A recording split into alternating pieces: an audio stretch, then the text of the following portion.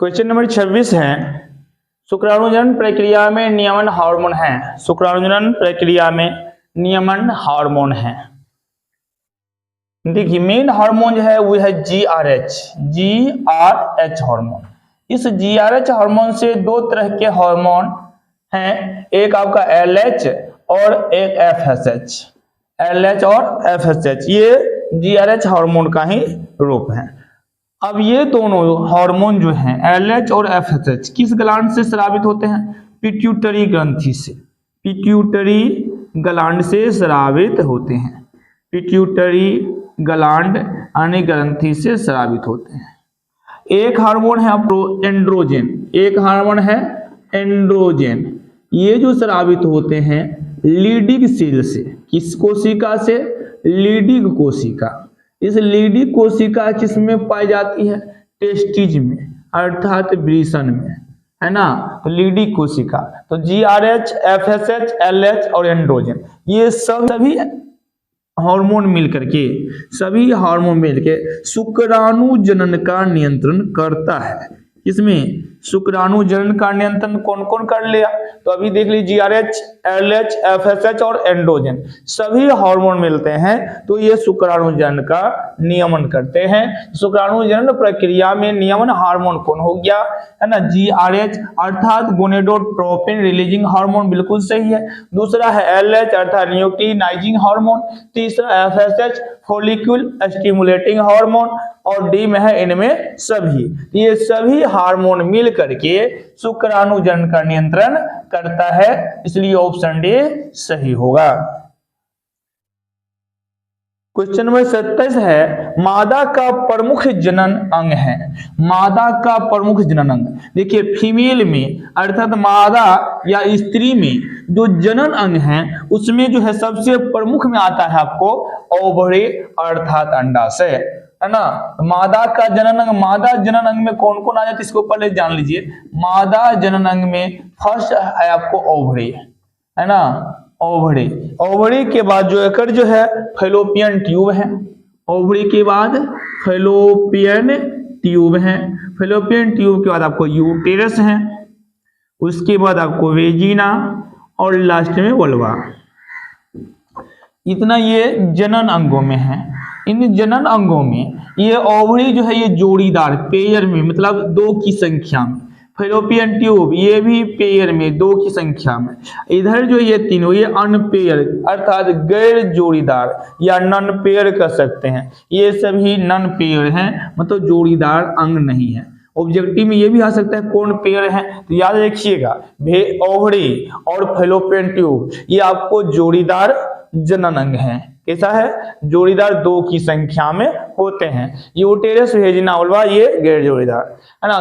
जोड़ीदार में एक और आ जाते हैं, वो है आपको ब्रेस्ट। तो इन सभी अंगों में सबसे प्रमुख जनन अंग जो है ओवरी, जिसे हिंदी में कहते हैं अंडाशय। ओवरी को हिंदी में क्या बोलते हैं? अंडाशय। मादा का प्रमुख जनन अंग कौन सा हो जाएगा? ऑप्शन ए अंडाशय, बिल्कुल सही है, अंडाशय।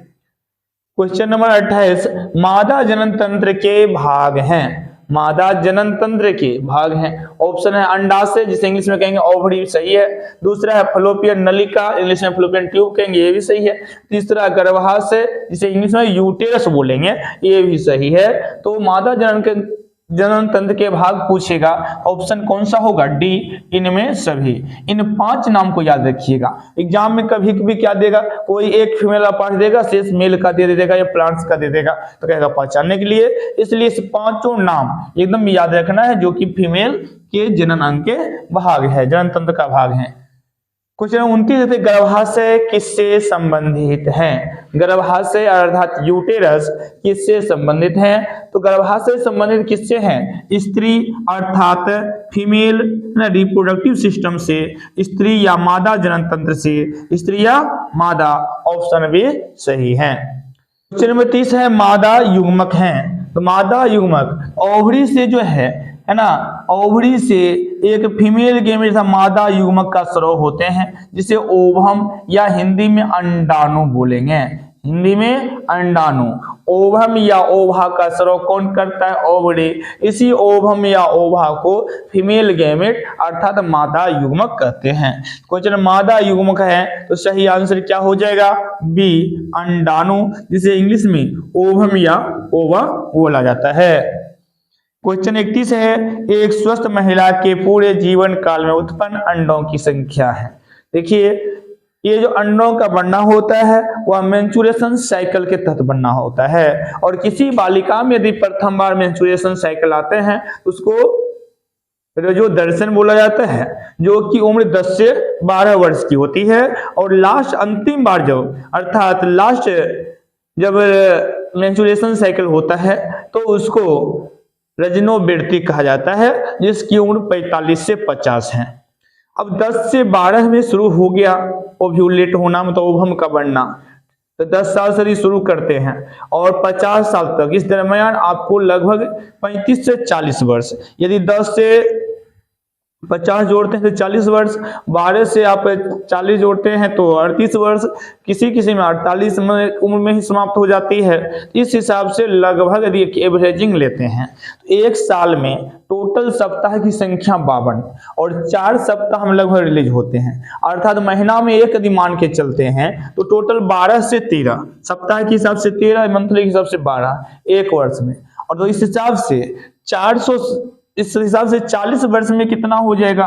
तो बच्चों का 480, यानी इसी के आसपास ओवम जो है ओव्यूलेट हो सकते हैं, उत्पन्न अंडों की संख्या हो सकती है वह 400 से 450 आपका रहता है, 400 से 450 एवरेजिंग। अब किसी में 10 वर्ष में स्टार्ट हो गया तो हो सकता है पहले ही समाप्त हो जाए, 12 वर्ष में हुआ हो सकता है मैक्सिमम 50 तक, 45 से 50 वर्ष की आयु में समाप्त हो जाती है, 45 से 50। और इसमें जब कोई फीमेल प्रेग्नेंट हो जाती है तब तो ओव्यूलेट होता नहीं है, वह 1 साल के लिए भी बंद हो जाती है। ये सब कंडीशन करते हुए आप एवरेजिंग लेके चलेंगे 400 से 450, 400 से कितना? 450। ऑप्शन में आपका 4000 ये संभव ही नहीं है ना। बी में है 400, सी 365 जो कि 400 से आंकड़ा कम बता रहा है, डी 40, ऑप्शन सही हो गया 400। एक फीमेल पूरे जीवन काल में 400 से 450 है ना उत्पन्न अंडों की संख्या है, जिसमें सबसे सही 400 को माना गया है। क्वेश्चन 32 है, मानव मादा में गर्भकाल होता है। मादा में जो गर्भकाल है अर्थात बच्चे जो मां के गर्भ में रहते हैं उसकी दिन की संख्या पूछा जाएगा। 270 से 280 दिन, कितना दिन? 270 से 280। यदि माह में कन्वर्ट करें लगभग कितना? 9 माह। मादा मानव में गर्भकाल कितना होगा? 9 माह होता है, ऑप्शन बी सही है, 9 माह। क्वेश्चन 33 कहता है, अंडाशय से निकलने पर मानव अंडे में निहित होते हैं। अंडाशय से निकलने पर, अंडाशय अर्थात ओवरी, इस अंडाशय से क्या निकलते हैं? अंडाणु। अंडाणु जिसे फीमेल गैमेट भी कहा जाता है, अंडाशय से अंडाणु निकलता है, इसे फीमेल गैमेट भी कहा जाता है ना। और इसमें गुणसूत्र की संख्या के पर चलें, कितने गुणसूत्र होते हैं? तो सबसे पहली बात, जो कोई ऑर्गन्स यदि हैं तो वो आपका डिप्लॉयड होते हैं और उनसे बनने वाला पदार्थ आपको हैप्लॉयड होते हैं। यदि अंडाशय की संख्या पूछेंगे तो उसमें क्रोमोसोम की संख्या रहेगा। अंडाशय में अंडाशय की संख्या 2 और उसमें क्रोमोसोम कितने? पेयर में, जोड़ा में होते हैं, अर्थात डिप्लॉयड कहेंगे। लेकिन इनसे जो बनने वाला पदार्थ होगा वह हैप्लॉयड होगा, हैप्लॉयड होगा। और ये हैप्लॉयड भी होगा मतलब एक होगा तो कोई एक ही क्रोमोसोम होंगे, कोई एक ही लिंग गुणसूत्र हो सकते हैं। लिंग गुणसूत्र को प्रायः हम एक्स और वाई से डिनोट करते हैं। लिंग गुणसूत्र को प्रायः किससे? एक्स और वाई से। फीमेल में जो लिंग गुणसूत्र है वह एक्स होते हैं। ओवम के पास कौन सा गुणसूत्र? एक्स। मेल के पास कौन सा गुणसूत्र? एक्स और वाई। फीमेल के पास दोनों गुणसूत्र की संख्या जो होगा, जो लिंग गुणसूत्र है वह एक्स और एक्स से डिनोट किया जाता है, जबकि मेल के पास एक्स और वाई गुणसूत्र। एक्स और वाई गुणसूत्र होते हैं, लेकिन फीमेल के दोनों गुणसूत्र जो एक्स एक्स ही होते हैं। लेकिन ये अंडाणु बना है ना, ओवम में ओवम जो बना तो वह कोई एक ही एक्स गुणसूत्र वाला होगा, डिप्लॉयड नहीं होगा, हैप्लॉयड होगा। मतलब ये एक्स गुणसूत्र वाला अलग ओवम बनेगा, फिर एक्स गुणसूत्र वाला अलग ओवम बनेगा। जबकि यदि मेल यदि रहता है ना, यदि मेल रहता, ये फीमेल की बात हो गई, यदि मेल रहता तो मेल में दो प्रकार के गुणसूत्र होते हैं, है ना, कौन कौन सा, एक्स और वाई वाला, एक्स और वाई, या तो स्पर्म बनेगा एक्स वाला या वाई वाला। लेकिन फीमेल में ओवम बनेगा कौन सा, फीमेल में ओवम कौन सा, एक्स वाला ही बनेगा, केवल ओनली फॉर एक्स वाला। मतलब एक ही एक्स क्रोमोसोम, एक ही एक्स गुणसूत्र हो सकते हैं, वाई नहीं। दो एक्स गुणसूत्र होते नहीं, एक ओवम में एक ही लिंग गुणसूत्र अर्थात एक्स वाले रहेंगे। कौन रहेंगे, एक एक्स गुणसूत्र। मानव अंडे में निहित होते हैं कितने, एक एक्स गुणसूत्र, कितने, एक एक्स गुणसूत्र। ऑप्शन सी सही है। क्वेश्चन नंबर 34, मानव में निषेचन कहाँ होता है, मानव में निषेचन कहाँ होता है। देखिए ओवरी जो है जिसे अंडाशय कहेंगे, अंडाशय, ओवरी जिसे हिंदी में अंडाशय कहेंगे, ये अंडाशय है ना फीमेल गेमिट अर्थात ओवम उत्पन्न करते हैं। और अंडाशय के बगल वाले रहते हैं फैलोपियन ट्यूब, है ना, क्या रहते हैं, fallopian tube, fallopian tube, fallopian tube या फैलोपियन नलिका। इस फैलोपियन नलिका में ओवम प्रवेश करते हैं और फैलोपियन नलिका में ही फर्टिलाइजेशन हो सकता है। अर्थात निषेचन कहाँ होगा, फैलोपियन ट्यूब में, क्योंकि ओवरी केवल ओवम को है ना ओव्यूलेट किया और ओवम आया किसमें, फैलोपियन ट्यूब में, है ना। तो फैलोपियन ट्यूब में ही फर्टिलाइज होगा। उसके बाद फर्टिलाइजेशन हो जाता है, तब जो जायगोट बनता है वह जायगोट धीरे धीरे खिसक करके आ जाते हैं यूटेरस अर्थात गर्भाशय में। तो निषेचन कहाँ होता है, फैलोपियन ट्यूब में। ऑप्शन बी सही है, फैलोपियन नलिका, इंग्लिश में फैलोपियन ट्यूब। क्वेश्चन 35 है, मनुष्य के अंडाशय से डिंबाणु के मुक्त होने को कहते हैं। इसी अंडाणु, ओवम को ही अंडाणु या डिंबाणु, अंडाणु या डिंबाणु कहा जाता है, अंडाणु या डिंबाणु। तो अंडाशय से डिंबाणु की या अंडाणु के मुक्त होने को क्या कहते हैं, उस प्रक्रिया को, जब अंडाणु निकल रहा होता है निकलने की प्रक्रिया को कहते हैं ओव्यूलेशन, ओव्यूलेशन। हिंदी में कहते हैं अंडोत्सर्ग, हिंदी में अंडोत्सर्ग, है ना। तो अंडाशय से अंडाणु के मुक्त होने को क्या कहते हैं, ओव्यूलेशन या अंडोत्सर्ग। हिंदी में अंडोत्सर्ग, इंग्लिश में ओव्यूलेशन। ऑप्शन सी सही है।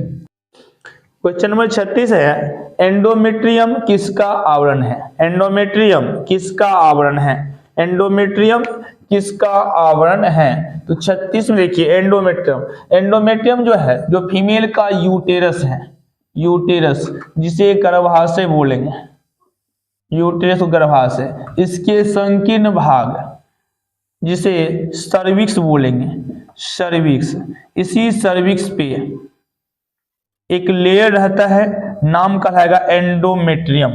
कौन सा, एंडोमेट्रियम लेयर, एंडोमेट्रियम लेयर बना होता है। ये लेयर यदि रह गया, है ना, जब तक रहता है एंडोमेट्रियम लेयर तब तक मेंस की क्रियाएं नहीं होगी, और एंडोमेट्रियम लेयर जब टूटता है तो मेंस की क्रियाएं होती है। तो जब कोई फीमेल प्रेग्नेंट हो जाती है अर्थात वो हम फर्टिलाइज कर लिया तो ये लेयर रहते हैं कब तक, 9 महीनों तक, है ना। और यदि प्रेग्नेंट नहीं होती तो ये लेयर फिर टूट जाते हैं, टूट जाने के बाद फिर से मेंस की क्रियाएं स्टार्ट होती है। तो एंडोमेट्रियम किसका भाग हो गया, गर्भाशय का। एंडोमेट्रियम किसका आवरण है, गर्भाशय, है ना, इंग्लिश में यूटेरस। ऑप्शन ए सही है। क्वेश्चन नंबर 37 है, योनि द्वार प्रायः एक पतली झिल्ली से ढकी होती है। योनि द्वार जो है प्रायः एक पतली झिल्ली से ढकी रहती है जिसे हाइमेन बोलते हैं। क्या कहते हैं, हाइमेन। योनि द्वार प्रायः एक पतली झिल्ली ढकी होती है इसे हाइमेन कहते हैं, है ना। ये प्रत्येक बालिकाओं में रहता है, लेकिन जैसे ही बालिकाएं बड़ी होती है ना, चोट वगैरह लगने से, साइकिल चलाने, उछलने कूदने की वजह से ये झिल्ली टूट सकती है, या पहली बार संबंध बनाने पर भी ये झिल्ली टूट सकती है। योनि द्वार प्रायः एक पतली झिल्ली से ढकी होती है जिसे क्या कहते हैं, हाइमेन कहा जाता है। क्वेश्चन 38 है, नर युग्मक तथा मादा युग्मक के संयोजन से क्या बनता है। जैसे ही नर युग्मक अर्थात स्पर्म, मादा युग्मक अर्थात ओवम, ओवम में जैसे ही स्पर्म इंटर करता है अर्थात जब फर्टिलाइज हो जाती है तब उसको क्या कहा जाता है, जायगोट। क्या कहते हैं, जायगोट कहते हैं। हिंदी में युग्मनज कहते हैं, हिंदी में युग्मनज। ऑप्शन डी सही है। नर युग्मक और मादा युग्मक के संयोजन से क्या बनता है, जायगोट बनता है। क्वेश्चन 39 है, नर एवं मादा युग्मक के फ्यूजन को क्या कहते हैं।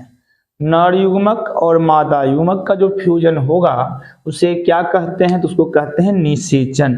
नर युग्मक और मादा युग्मक के फ्यूजन को जो है निषेचन कहा जाता है।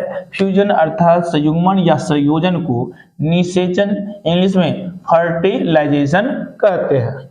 40 से जोना पेलुसिडा किसे घेरे रहता है।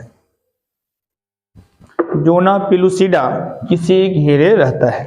देखिए आप जानते हैं ओवरी से ओवम स्रावित होते हैं और इस ओवम में 3 लेयर होते हैं। कितने लेयर, ओवम के पास 3 लेयर, 3 लेयर्स होते हैं। ओवम को 3 लेयर्स, ओवम 3 लेयर से घिरा होता है। ओवम कितने लेयर से, 3 लेयर से घिरा होते हैं, जिसमें आंतरिक लेयर जो है, आंतरिक लेयर, आंतरिक स्तर, आंतरिक स्तर आपको प्लाज्मा झिल्ली किसके द्वारा, आंतरिक स्तर प्लाज्मा झिल्ली के द्वारा घिरा रहता है। आंतरिक स्तर को क्या कहेंगे, प्लाज्मा झिल्ली। जो मध्य स्तर है उसमें जोना पेलुसिडा आते हैं। मध्य स्तर में क्या आते हैं, जोना पेलुसिडा। जोना पेलुसिडा कहाँ, मध्य में। इसके अलावा एक और है ना, जोना पेलुसिडा, और ये ग्लाइकोप्रोटीन की, किसके, glycoprotein, glycoprotein. Zona pellucida, glycoprotein. और तीसरा स्तर जो है सबसे बाहरी स्तर वह है कोरोना रेडिएटा। ये सब तीनों भाग क्या हो गया, ओवम का स्तर हो गया, कोरोना रेडिएटा, है ना। ओवम में कितने लेयर, 3 लेयर, जिसमें सबसे जो आंतरिक लेयर है उसको प्लाज्मा झिल्ली और मध्य लेयर को जोना पेलुसिडा और ग्लाइकोप्रोटीन की, और बाहरी झिल्ली जो है ये कोरोना रेडिएटा कहलाता है। ये जो जोना पेलुसिडा है, कौन सा, जोना पेलुसिडा, कहाँ पाई जाती है।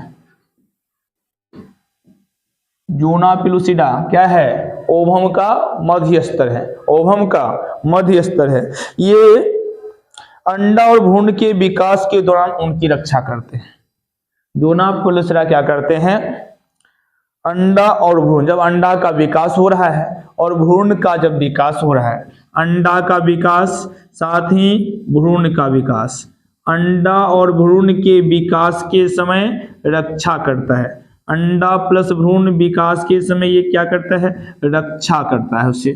साथ ही स्पर्म को जाने में नियंत्रण, स्पर्म को ओवम में, है ना, जाने में नियंत्रण करता है। कौन, जोना पेलुसिडा। एक बार जब स्पर्म, याद रखिएगा, एक बार जब स्पर्म जो है ओवम में जब प्रवेश कर जाता है, जब ओवम में एक स्पर्म जैसे ही प्रवेश किया तो जोना पेलुसिडा तुरंत एक्शन ले लेता है। एक्शन लेकर के ये एक श्रृंखला, एक्शन इतना फाड़ लेता है और एक श्रृंखला में चलती है ना, जो उस कोशिका को अंडे को निषेचित करने में मदद करती है। इतनी श्रृंखला चलती है जो ओवम में स्पर्म गया, उस स्पर्म कोशिका को अंडे को निषेचित करने में क्या कर देता है, मदद करता है। इसके बाद जोना पेलुसिडा अपनी संरचना तुरंत बदल लेता है।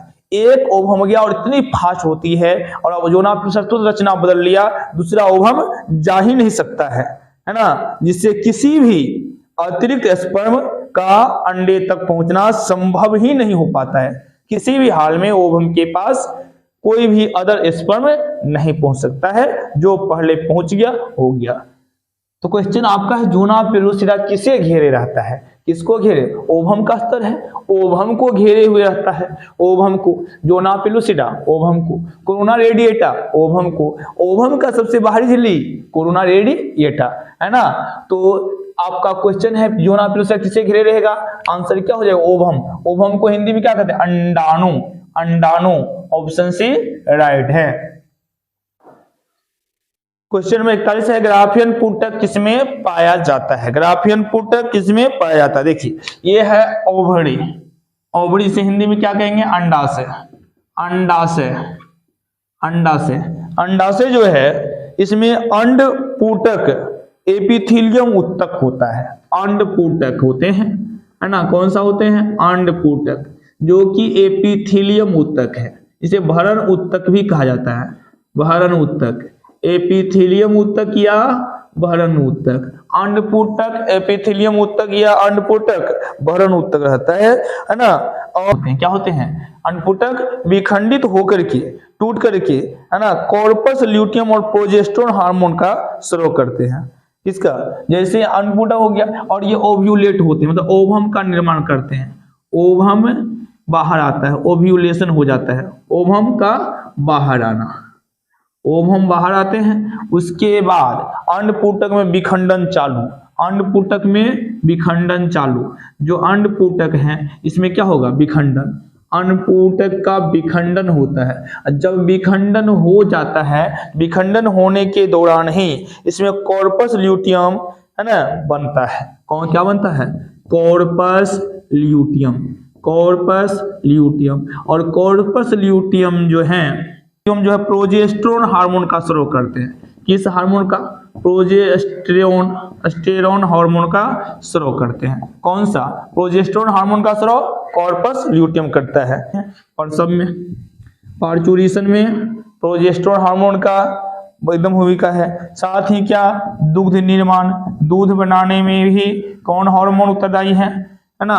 प्रोजेस्टेरोन की भूमिका है इसमें। इसके अलावे दूध निर्माण के साथ साथ उसका भंडारण, दूध का भंडारण में भी, भंडारण के साथ, है ना, दूध का स्राव, है ना, स्राव, दूध स्राव में भी ये सहायता करते हैं। ये प्रोजेस्टेरोन हार्मोन कारण है। तो ग्राफियन पुटक जो है, जिसे अंडपुटक एपिथेलियम उत्तक का ये बना है, यही आपको ग्राफियन पुटक कहलाता है। यही क्या कहलाता है? ग्राफियन पुटक। तो क्वेश्चन, ग्राफियन पुटक किसमें पाया जाता है? इसी का नाम है ग्राफियन पुटक। और ये ग्राफियन पुटक किसमें पाया जाता है? ग्राफियन पुटक किसमें पाया जाता है? अंडाशय में। किसमें? अंडाशय में। अंडाशय किसमें होता है? मेल या फीमेल? फीमेल अर्थात मादा। मादा मानव के अंडाशय में ग्राफियन पुटक पाई जाती हैं। क्वेश्चन 42 है, गर्भाशय एक पतली गिरिवा द्वारा किसमें खुलती है? गर्भाशय जो है नीचे की ओर सकरा होता है, जो सर्विक्स कहलाता है, उसके नीचे एक वो पतली ग्रीवा द्वारा खुलती है। गर्भाशय के नीचे वाला अंग होता है भेजिना, जिसे हिंदी में योनि कहेंगे। भेजिना हिंदी में योनि, ऑप्शन ए सही है। क्वेश्चन नंबर 43 है, मनुष्य में अपरा का निर्माण होता है। अपरा जो है ये गर्भावस्था का विशेष अंग है। गर्भावस्था का विशेष अंग, गर्भावस्था का क्या है? विशेष अंग है अपरा, गर्भावस्था का विशेष अंग। इंग्लिश में क्या बोलेंगे? प्लेसेंटा भी बोला जाता है। और ये अंग क्या करते हैं? भ्रूण की समान वृद्धि और विकास करता है। ये अंग भ्रूण की वृद्धि के लिए, भ्रूण की सामान्य वृद्धि करता है एवं विकास करता है। समान वृद्धि एवं विकास, भ्रूण की सामान्य वृद्धि एवं विकास, है ना, अपरा के द्वारा होती है ना। इसके अलावा गर्भ की एक सबसे बाहरी झिल्ली है, वो से कोरियन कहते हैं। कोरियन, कोरियन का ये निर्माण करता है। साथ ही कोरियन का ये क्या करेंगे? निर्माण करेंगे, है ना। कोरियन, कोरियन किसे कहते हैं? गर्भ की सबसे बाहरी, है ना, झिल्ली। गर्भ की जो सबसे बाहरी झिल्ली है, सबसे बाहरी झिल्ली को ही कोरियन कहा जाता है। सबसे बाहरी झिल्ली को क्या बोलते हैं? कोरियन। गर्भ की सबसे बाहरी झिल्ली को कोरियन कहते हैं। अपरा किसका निर्माण किया? कोरियन का, अर्थात गर्भ के सबसे बाहरी झिल्ली का।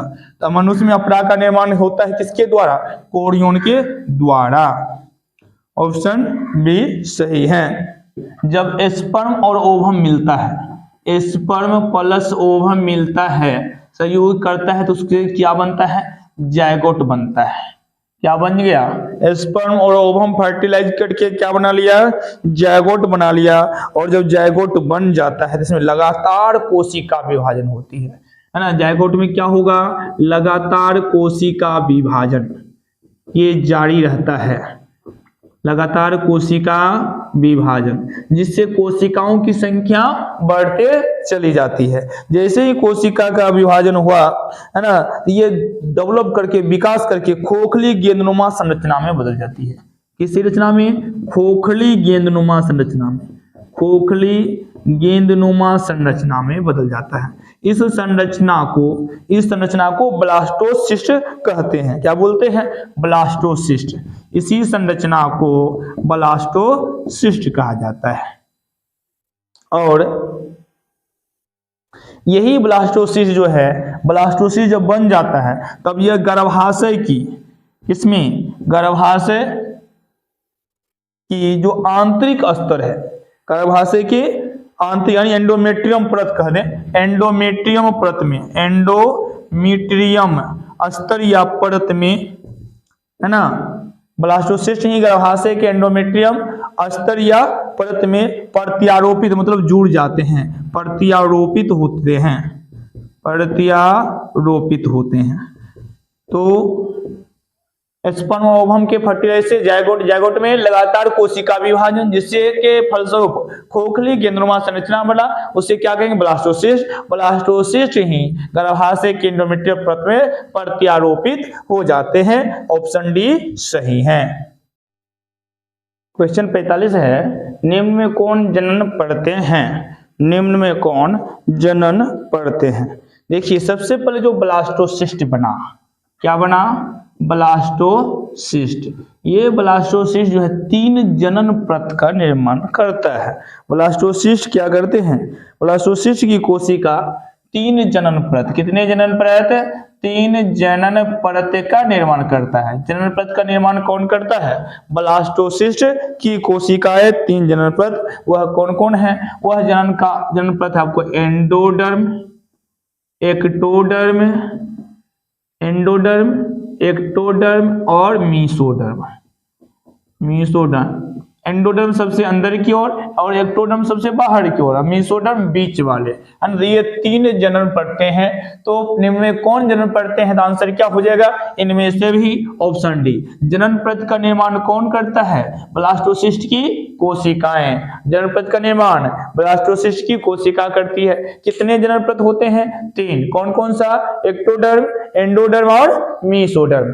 एक्टोडर्म ये सबसे बाहरी, जिसमें त्वचा का निर्माण करता है, बाहरी पर एक्टोडर्म सबसे बाहरी होता है। और यह किसका निर्माण करता है, त्वचा का, साथ ही मस्तिष्क का, त्वचा, मस्तिष्क और मेरुरज्जु। त्वचा, मस्तिष्क, मेरुरज्जु का निर्माण किससे होता है, एक्टोडर्म से होता है। और साथ ही एक तंत्रिका कोशिका, तंत्रिका का भी निर्माण, है ना, एक्टोडर्म, जो सबसे बाहर रूप से होते हैं, है ना, बाहरी रूप से। त्वचा सबसे बाहरी स्तर होता है, मेरुरज्जु लगभग बाहरी स्तर है, तंत्रिका उत्तक भी सतह पर त्वचा की सतह के आसपास ही पाई जाती है, जितने बाहर वाले हैं, और एक मस्तिष्क को छोड़ करके, है ना, सब आपको एक्टोडर्म ही निर्माण करता है। और मीसोडर्म हो गया बीच वाले, मीसोडर्म हो गया बीच वाले। मीसोडर्म जो है ये आपको जो बीच वाले अंग हैं उन सब का निर्माण मेसोडर्म करता है, जिसमें नोटोकोड हो गया, नोटोकोड, नोटोकोड का निर्माण कौन करता है, मेसोडर्म करता है। इसका मांसपेशियां, हृदय, मांसपेशियां, मांसपेशियां, हृदय का भी निर्माण मेसोडर्म, क्योंकि हृदय लगभग बीच वाले ऑर्गन्स हो गया। रुधिर वाहिनियां, रुधिर वाहिनियां, रुधिर वाहिनियां को निर्माण करता है, मेसोडर्म करता है ना। रुधिर वाहिनियां आपके पास वृक्क और जनन अंग, वृक्क और तथा जनन अंग का भी निर्माण मेसोडर्म से ही होता है। बात रह गई एंडोडर्म की। एंडोडर्म से जो बनता है उसमें आपको हो गया आहारनाल तथा पाचन तंत्र, आहारनाल हो गया, आहारनाल, पाचन तंत्र, पाचन तंत्र, श्वसन तंत्र है ना, आहार नाल, पाचन तंत्र, श्वसन तंत्र, मूत्राशय, कर्ण के मध्य भाग, मूत्राशय, कर्ण के मध्य भाग, इन सब का निर्माण आपको एंडोडर्म करता है। क्वेश्चन है आपका रक्त और परिवहन तंत्र का, रक्त और परिवहन तंत्र मतलब कह दे रुधिर वाहिनियां, परिवहन तंत्र मुख्य रूप से क्या आ गया, रुधिर वाहिनियां, इसका निर्माण कौन करता है, रक्त हो, रुधिर वाहिनियां हो, इसका निर्माण मीसोडर्म करता है। कौन करता है, मीसोडर्म। ऑप्शन सी सही है, ऑप्शन सी सही है। 47 है कि जन्म पर से त्वचा और मस्तिष्क का निर्माण, तो त्वचा सबसे बाहरी परत है, बाहरी परत का एक्टोडर्म, तो त्वचा का निर्माण, मस्तिष्क का निर्माण कौन करेगा, एक्टोडर्म, एक्टोडर्म, ऑप्शन ए सही है। 48 किस जन्म पर से आहार नाल और पाचन तंत्र का निर्माण होता है, आहार नाल का और पाचन, आहार नाल सबसे लगभग अंदर वाले हैं अर्थात एंडोडर्म करता है। एंडोडर्म किसका, आहार नाल का, पाचन तंत्र, श्वसन तंत्र, मूत्राशय, कर्ण की मध्य भाग, इन सब का निर्माण कौन करता है, एंडोडर्म, ऑप्शन बी सही है। 49 है मानव भ्रूण संरक्षित रहता है। आप सब जानते हैं कि भ्रूण कहाँ रहता है, गर्भाशय है, लेकिन गर्भाशय के निचले भाग में जो अस्तर बनता है एंडोमेट्रियम लेयर, तो गर्भाशय में गुहा हो जाती है, उस गुहा को कहा जाता है एमनियोटिक गुहा। कौन सा, एमनियोटिक गुहा। तो मानव भ्रूण कहाँ संरक्षित रहते हैं, वह हो जाएगा एमनियोटिक गुहा में, ऑप्शन सी राइट है। क्वेश्चन 50 है गर्भावस्था पूर्ण होने से पहले जानबूझकर या स्वैच्छिक रूप से गर्भ के समापन को क्या कहते हैं, उसको कहते हैं गर्भ का चिकित्सीय समापन, चिकित्सीय सगर्भता समापन, या एमटीपी। एमटीपी का full form medical terminating of pregnancy.